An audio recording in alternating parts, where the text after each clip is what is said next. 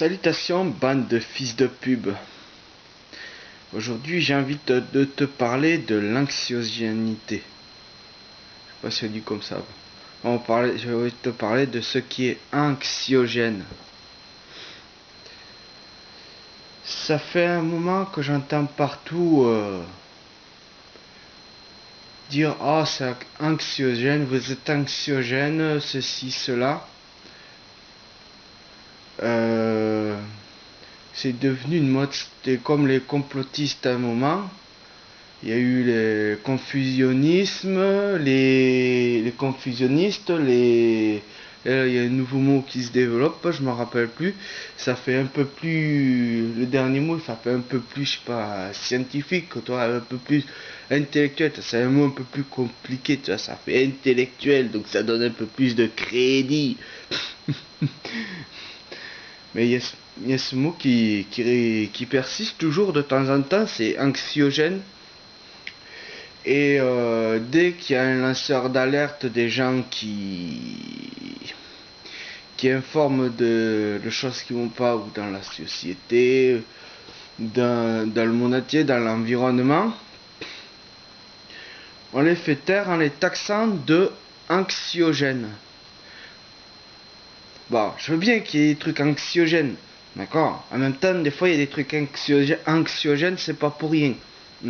Mais à un moment, ce qui est anxiogène, d'après vos façons de le présenter, ce qui est anxiogène, c'est tout ce qui consiste à ne pas se mettre la tête sous le sable. Donc voilà. C'est un peu une mentalité d'autruche, je dirais, donc. Et ce qui me fait marrer, tu vois, c'est que souvent les gens qui vivent dans des villes, des grandes villes, pas forcément Paris, mais des villes assez importantes, qui sont entourées de béton, que c'est tout gris.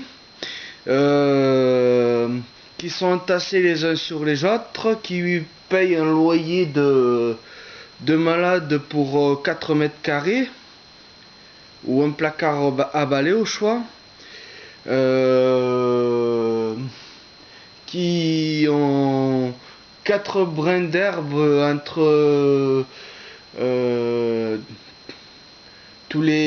va dire tous les 300-400 mètres, il y a un brin d'herbe entouré d'un carré de béton. Des pseudo-espaces sauvages, là, des parcs, pareil, où il y a 3 arbres là, bien perpendiculaires, ou je sais pas moi, ou bien droit là. Il y a une certaine idée, un certain design que je trouve moi, et je pense que je suis pas le seul à trouver ça anxiogène. C'est cette espèce de, comment dire, d'architecture, élevage d'êtres humains, voilà, c'est ce que je cherchais. Parce qu'en fait, les villes, c'est surtout ça, quoi. C'est un élevage d'êtres humains, quoi. C'est pour contrôler les humains. On les rassemble là, et on les met dans un certain contexte qui finissent par accepter, hein, pour rester ensemble, pour avoir une pseudo-sécurité. On les fait devenir de moins en moins autonomes, et ils dépendent de plus en plus de choses.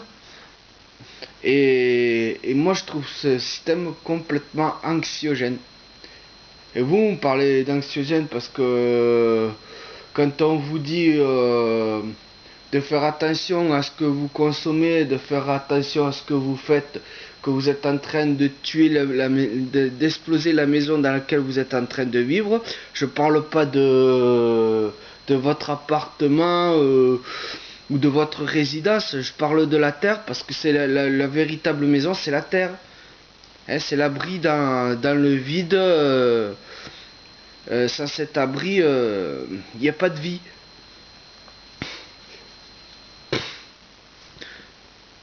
Donc voilà. quand on vous dit ça, quand on vous dit de faire attention et que vous continuez et que on vous dites qu'on est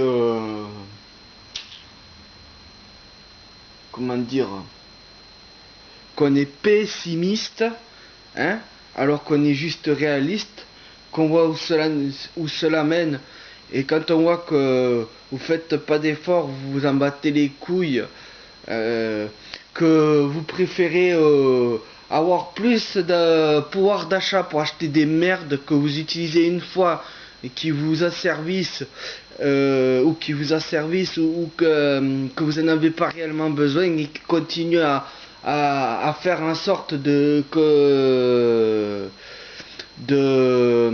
comment dire,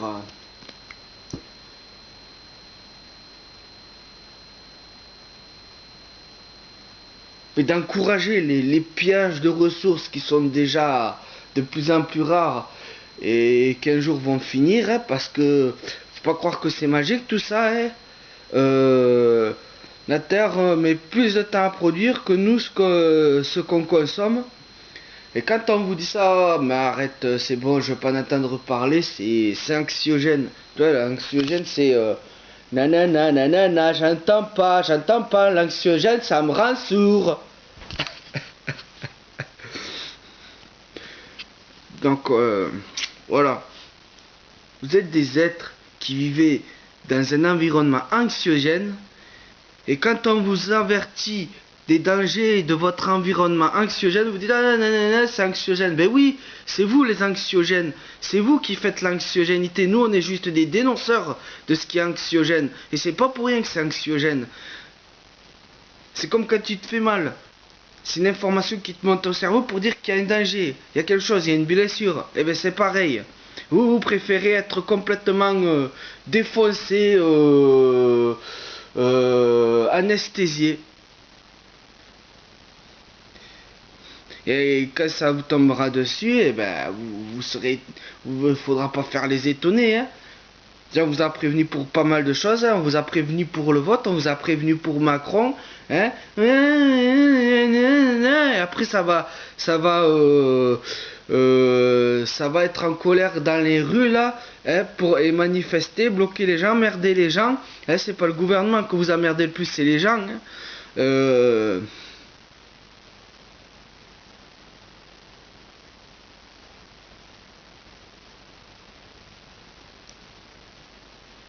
Ah, vous voyez pas où je veux en venir, hein. Vous voyez pas.